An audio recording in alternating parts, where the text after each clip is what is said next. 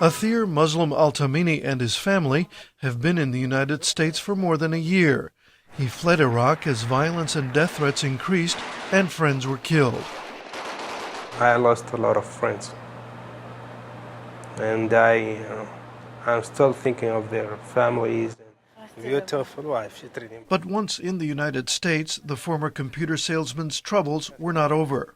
Before my coming to the United States, I thought I can find the money in the streets, and that wasn't the truth. The truth is, when I came, I faced really problems.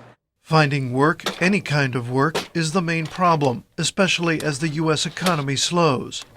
The American society could be, able to use your experience, your background. At the Washington Resettlement Center, helping refugees find work is just one of the challenges. The center, run by the International Rescue Committee, helps Iraqis, though none there agreed to appear on camera. Vu Deng runs the center. He says the difficulties faced by Athir Muslim Al-Tamimi are common. And we have dentists and doctors and architects and interpreters and translators, people who have led very successful lives in their home country. They've made good money. They provided for their family. They've worked with U.S. government officials at very high levels, and all of a sudden they're here in the U.S. and that's all gone.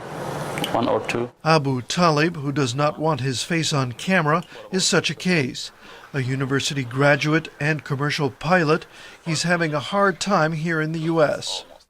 When I came here, I found some obstacles in front of me. Nobody accept me to work, nobody accept me to rent apartment, Refugee aid groups have limited resources to help. The U.S. State Department provides a one-time grant of $425 per person in a family. So Athir Muslim Al-Tamimi and his family received a total of about $1,200. Not nearly enough, says the IRC's Vu Deng. We do not have enough resources to really do right by these refugees, by the Iraqi refugees, many of whom have taken on positions working with the U.S. government, working with U.S. forces, and have placed their lives in danger, have really sacrificed to work and to be associated with the U.S. government. An estimated 2 million Iraqi refugees are exiles, mainly in Syria and Jordan. The State Department recently announced it will resettle 17,000 refugees next year, but this is far less than some countries, like Sweden, have already admitted. The United States should be doing more for Iraqi refugees, says Lavinia Limon, who heads the private U.S. Committee for Refugees and Immigrants.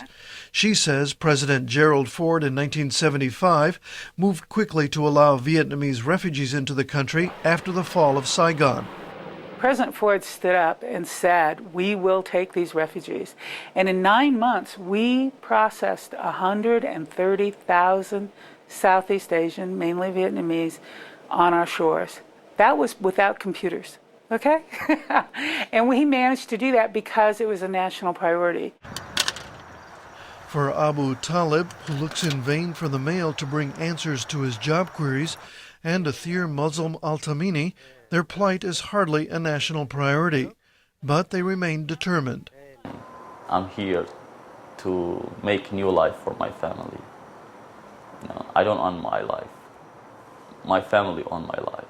I'm not going to surrender any time soon. I'm just kind of person, just keep going. And there's another reality, I have to, because I have family. Who's gonna feed my baby? Bye-bye. It is an urgent question with no simple answer for the Iraqi families now in the United States. Bill Rodgers, VOA News.